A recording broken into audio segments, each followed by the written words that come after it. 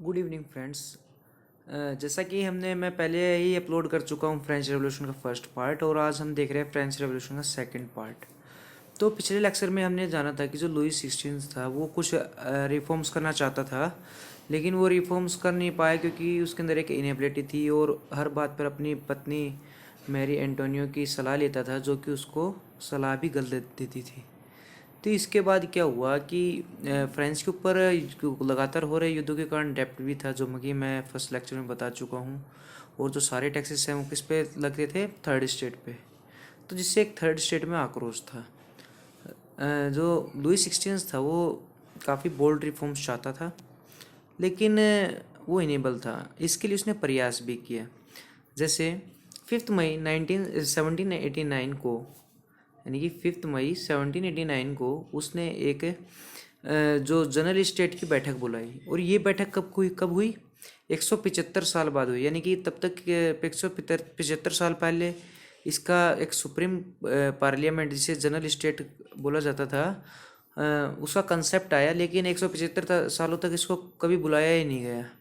इसके बाद क्या हो गया, लुई 16 ने बुलाया ताकि कुछ रिफॉर्म्स कर सकें। और उसका मेन कारण ये था कि जो फ्रांस में काफ़ी महंगाई और जो सामान की कीमत काफ़ी बढ़ती जा रही थी। लेकिन नोटिफिकेशन बंद कर देता हूँ ताकि ओके। तो काफ़ी महंगाई बढ़ती जा रही थी, तो टैक्स की दरों को बढ़ाना था ताकि फ्रांस अपना डेप्ट भी चुका सके और महंगाई पर भी कंट्रोल कर सके। तो इसके लिए एक बैठक बुलाई गई, जिसके अंदर जो डेलीगेट्स थे इस तरीके से थे। 300 डेलीगेट्स थे किसके? फर्स्ट स्टेट के। 300 डेलीगेट्स सेकंड स्टेट के, और 600 डेलीगेट्स थे वो थर्ड स्टेट के थे। तब वहाँ पे एक वोटिंग इश्यू उठा। वोटिंग इश्यू का मतलब क्या उठा कि जो थर्ड स्टेट का जो लीडर थे उन्होंने बोला कि सर, आप हमेशा हर बिल पास करवा जाते हो, क्योंकि जो फर्स्ट स्टेट और सेकंड स्टेट है हमेशा आपके हक में रहते हैं। यानी कि राजा को 1200 में से 600 वोट तो उसके हमेशा रहते हैं, और कुछ वोट आप हमारे खींच लेते हो। तो इस तरीके से क्या हुआ कि जो कोई राजा कोई भी बिल आसानी से पास करवा सकता था। तो इसके लिए उन्होंने बोला कि ऐसा नहीं होना चाहिए, जो वोटिंग होनी चाहिए, जो रिप्रेजेंटेशन होना चाहिए, वो इस आधार पर होना चाहिए कि जैसे कि उनका जो पॉपुलेशन का डिवीज़न है इसके हिसाब से। यानी कि जो वहाँ की जनसंख्या क्या थी, वहाँ की 65% जनसंख्या थर्ड स्टेट थी, यानी कि उनके पास कितने राइट्स होने चाहिए? 65%। और जबकि जो सेकंड स्टेट है, जो रॉयल फैमिली है, उसके पास कितने होने चाहिए? 15%। और जो कलर्जी थे उसके पास 20%। तो इस तरीके से होना चाहिए था। लेकिन यहाँ पे काम क्या है? काम यहाँ पे उल्टा हो रहा है कि तीनों को बराबर अधिकार मिले हुए हैं। यानी कि फर्स्ट स्टेट और सेकंड स्टेट का मिला के बराबर का अधिकार किसको मिला? थर्ड स्टेट का। लेकिन राजा कोई भी बिल आसानी से पास करवा लेता था। तो इसमें इश्यू उठ गया। तो राजा ने उनकी मांगों को मानने से इनकार कर दिया और उन सभी को असेंबली से बाहर निकाल कर असेंबली को ताला लगा दिया। उन्होंने असेंबली इससे वो सारे गुस्सा हो गए, और एक पास में एक टेनिस कोर्ट था, उसमें जाकर वहाँ पर इकट्ठा हुए। और उन्होंने जो थर्ड स्टेट की जो रिप्रेजेंटेटिव थे, उन्होंने अपने आप को क्या घोषित कर लिया? National assembly. क्या घोषित कर लिया? National assembly. और वहाँ पर वो थी कि जो राजा की तानाशाही नहीं चलेगी, और हम संविधान बनाने के लिए प्रतिबद्ध होंगे, यानी कि राजा पर अंकुश लगाने के लिए प्रतिबद्ध होंगे। अब यहाँ पर क्या हो रहा है? यहाँ पर ये हो रहा है कि जो अभी पूरी तरीके से तानाशाही है उसके ऊपर क्या लगाया जा रहा है? कुछ प्रतिबंध लगाए जाने हैं कि absolute monarchy to constitutional monarchy. यानी कि राजा को अपने आप से कुछ करने का अधिकार नहीं होगा, उसके ऊपर भी संविधान होगा, उसके ऊपर भी रोक टोक होंगे। तो उन्होंने ऐसा किया। इससे क्या हुआ कि राजा काफ़ी भड़क गया। और इस जो नेशनल असेंबली है इसका समर्थन किसने किया? जो वहाँ के किसान थे, मजदूर वर्ग था, सभी ने इसका क्या किया? समर्थन किया। तो अभी जो क्या है कि जो एक्सट्रीम रेडिकल लोग थे और लिबरल लोग थे, उन दोनों की विचारधारा एक है कि राजा पर किसी न किसी तरह अंकुश लगाया जाए। तो वहाँ के किसानों ने इस बात का साथ दिया। अब क्या हुआ कि वहाँ के जो किसान थे, जब उनके पास टैक्स इकट्ठा करने के लिए फ्यूडल लॉर्ड्स आते, तो वो उन फ्यूडल लॉर्ड्स को भगा देते थे, उनको मारना स्टार्ट कर दिया, उनको लूटना स्टार्ट कर दिया। जो लैंड रिकॉर्ड से सारे जला दिए गए। और उन्होंने क्या किया कि जो नेशनल असेंबली थी उनके सपोर्ट में आकर खड़े हुए और बोले कि हमें भी ये मोनार्की टू कॉन्स्टिट्यूशनल मोनार्की चाहिए। इसके बाद क्या हुआ, राजा ने उन विद्रोह को दबाने के लिए जो पूरे देश में फैली हुई मिलिट्री थी उसको कहाँ पे इकट्ठा कर लिया, पेरिस में। और उस मिलिट्री का मार्च कहाँ से कहाँ हुआ, पेरिस टू वर्सेल। अब वर्सेल क्या है, देखो पेरिस से 15 किलोमीटर दूरी पर वर्सेल से, जहाँ पे राजा का महल होता था। जो पेरिस था वो काफ़ी भीड़ भाड़ वाली जगह थी, तो इसने राजा ने अपना महल पेरिस से अब जो राजधानी है उससे 10 किलोमीटर इस साइड बना लिया, ताकि उसको एक फ्री एनवायरनमेंट मिल सके।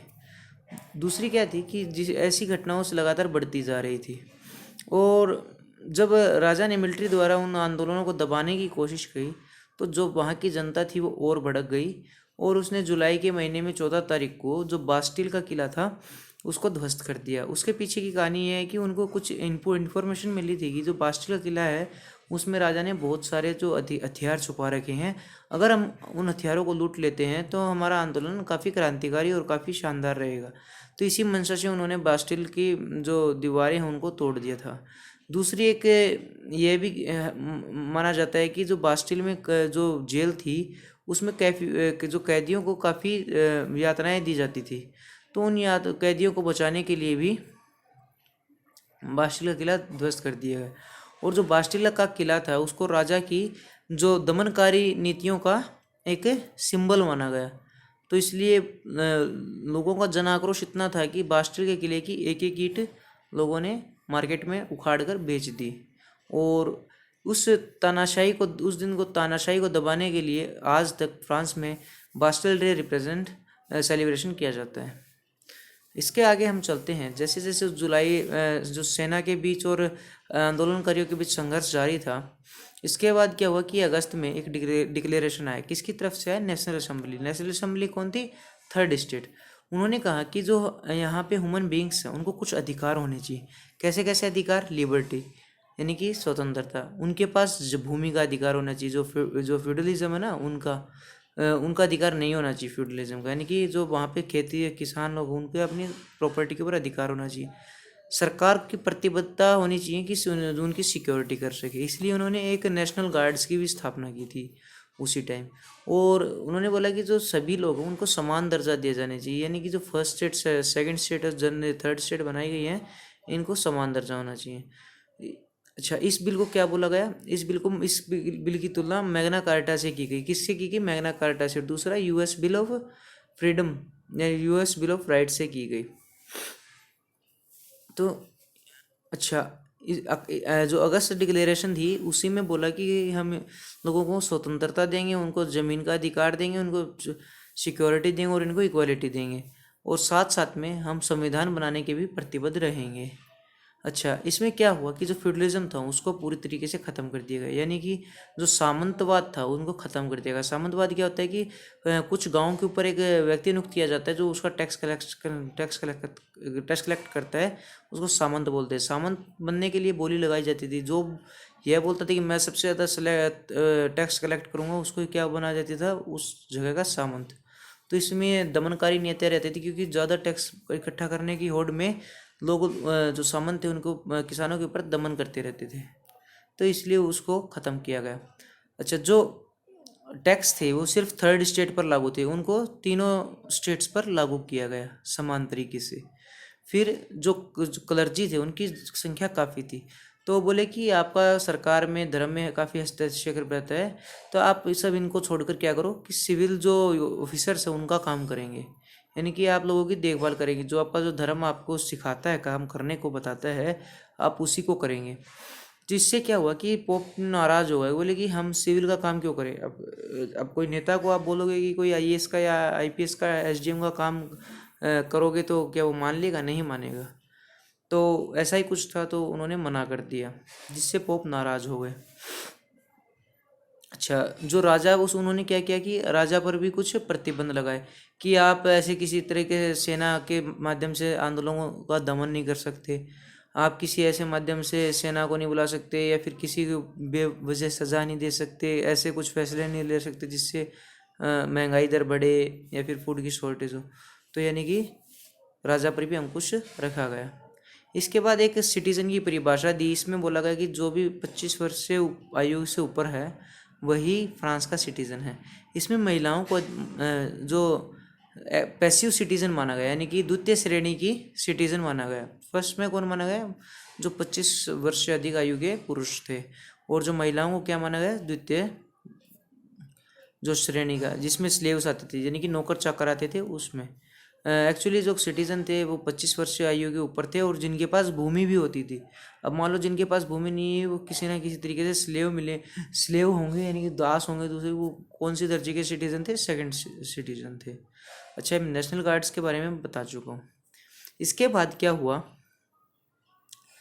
कि अक्टूबर में देखो अभी लुइस 16 हो किंग बने हुए हैं और उनके पैरेलल एक उनकी सरकार अपनी है, उन्हीं के समांतर उन्हीं के पैरेलल एक गवर्नमेंट और चल रही है, कौन सी? National assembly.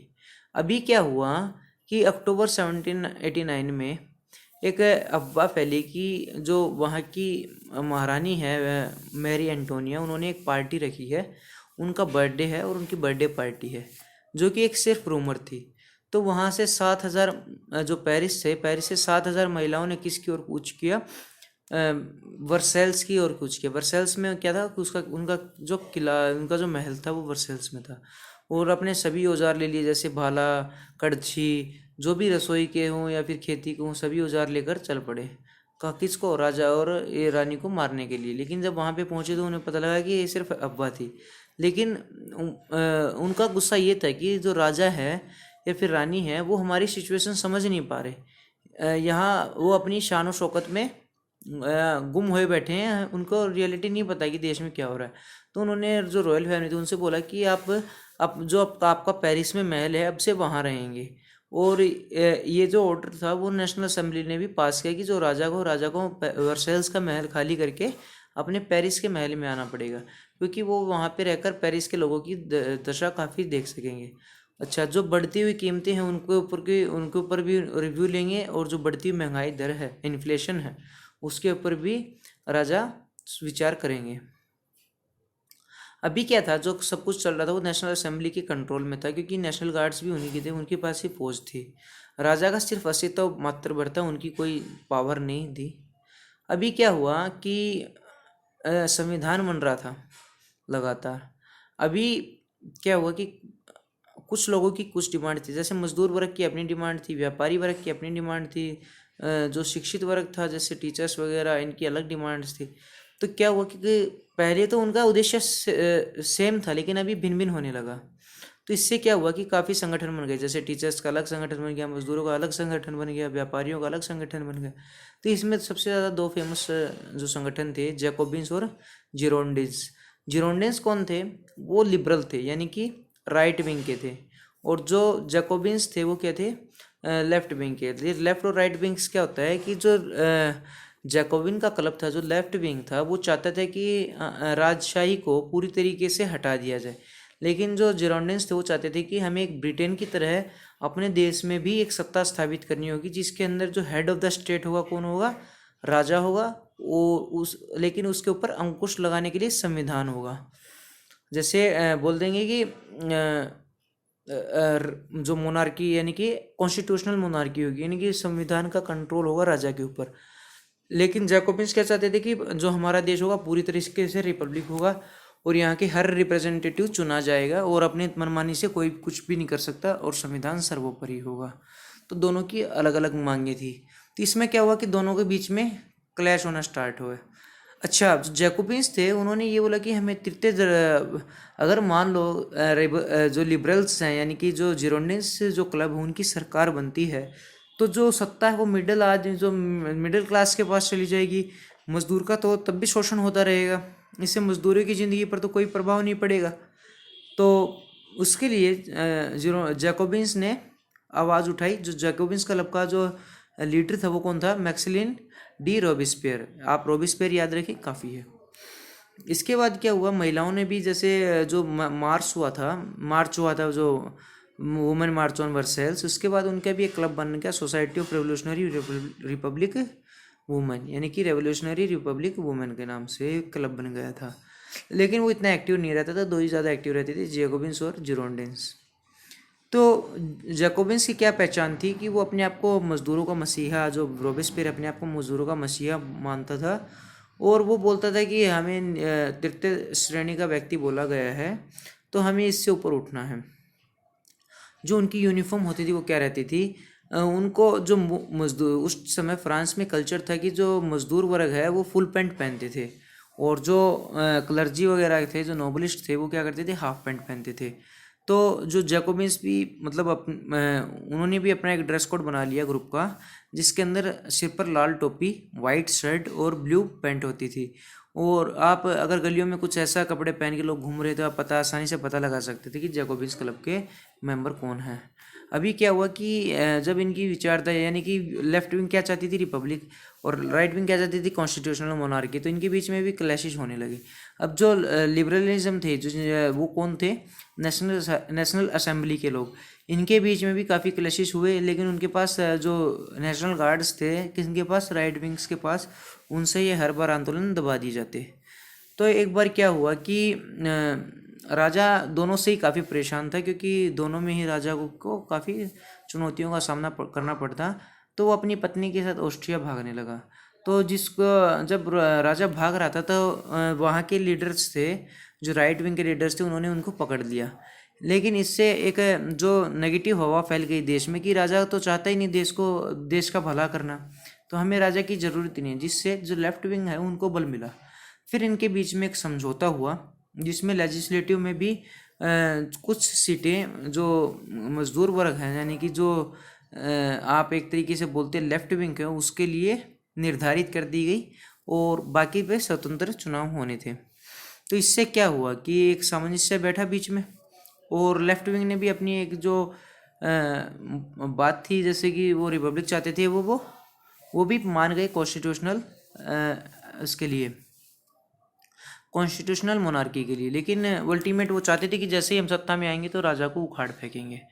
अभी क्या हुआ था कि 1791 तक, यानी कि 1791 तक संविधान बन चुका था, और दोबारा वहाँ पे जो कॉन्स्टिट्यूशनल मोनार्की इस्टेब्लिश की गई, राजा को दोबारा हेड ऑफ द स्टेट बना दिया गया।